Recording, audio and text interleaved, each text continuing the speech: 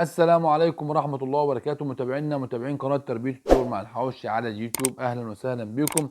أنا جايب لكم النهاردة مكنة مفيدة جدا بالنسبة للجماعة اللي بيربوا المواشي. أولا هي المكنة دي بتقطع العلية الخضراء، ممكن تفرط كمان معاك الذرة.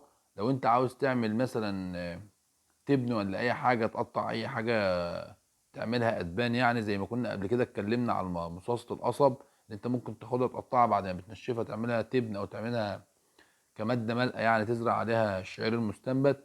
فبرضه هي شغاله، فهي مكنه مفيده جدا بالنسبه للجماعه اللي بيربوا المواشي.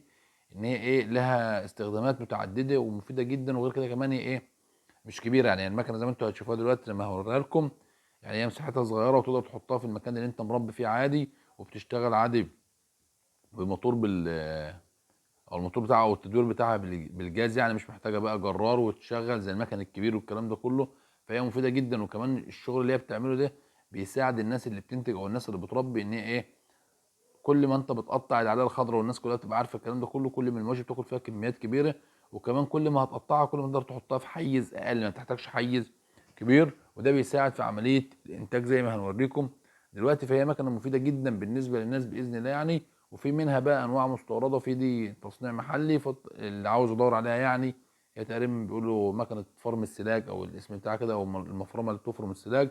فهي مفيده جدا بالنسبه للناس اللي بيربوا مواشي، سواء بقى عندهم بقى 3 حتت او 5 او اكتر. انت تقدر تجيب المكنه دي تشتغل عليها اي حاجه عندك بقى، مثلا اللي هو الذره الاخضر تشتغل تقطعه، عاوز تقطع البرسيم، اي حاجه انت عاوز تقطعها بالنسبه للمواشي هي شغاله.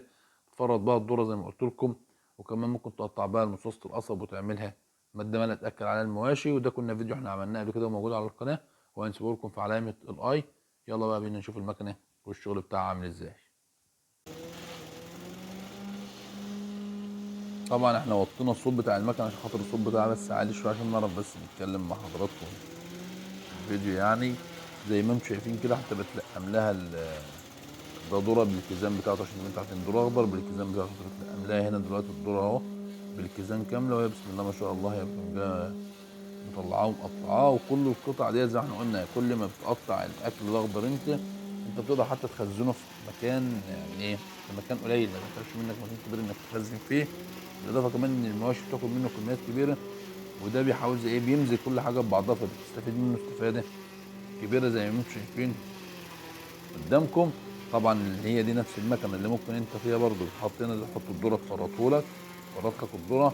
لو انت بقى عندك ضراويه، عندك اي حاجه خضراء عاوز تاكلها للمواشي، هي بتقطع وبتعمل ده. طبعا ده شغل يومي، انت بتعمل مثلا شوف محتاج منك اكل قد ايه يومي، انت بتجيبه وتبتدي تجهزه اول باول طول ما انت شغال، لغايه ما بتيجي بقى تعمل الشغل اللي محتاج منك اللي انت محتاجه. وزي ما انتم شايفين المكنه مش حجمها كبير ولا حاجه خالص، القمع اللي فوق ده ممكن يتفك يعني لو انتم شايفينه. وهي المكنه شغاله بالجاز وكل حاجه، هي حاجه يعني بسيطه خالص وجميله ومفيده جدا، يعني هتساعدك انك تقدر تزود الانتاج لو انت عاوز تجيب اكتر من كده، تجهز الاكل كل يوم تعمل.